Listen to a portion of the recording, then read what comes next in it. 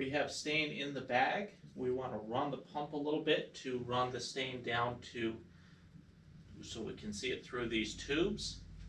It's going to take a little bit to get that carpet pad wet at first. So you're going to have to run it for a little while before you start seeing it on the floor.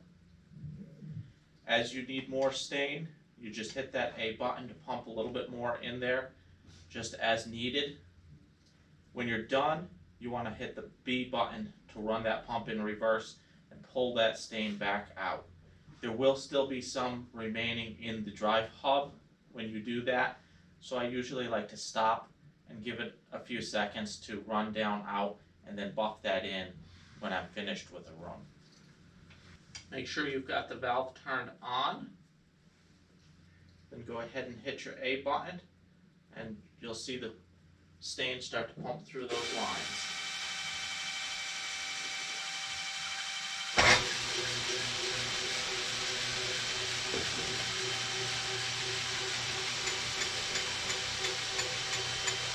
Now we're starting to see it come through here. It's going to take a little while to soak that pad good.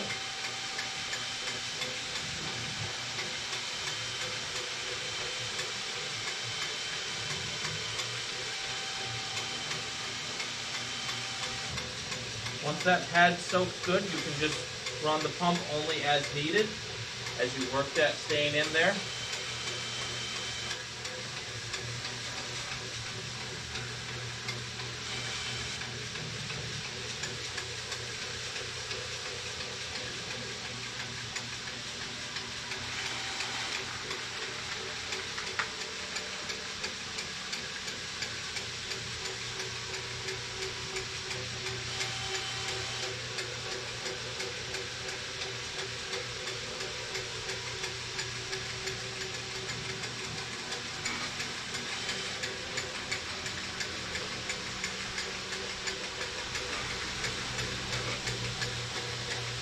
When I'm finished, I run this in pump in reverse while I keep running the buffer to purge as much of that stain as I can out of the hub.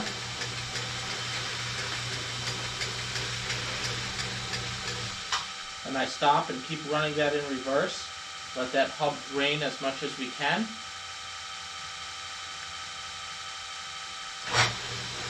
Then blend in that last bit of stain.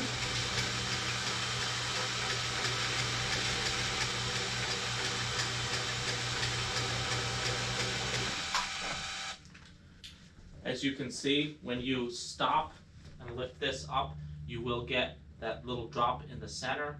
That's from the remaining stain that's in that hub will drop down. So when you're finished with the room, that's why I like to stop, blend that in as well as I can.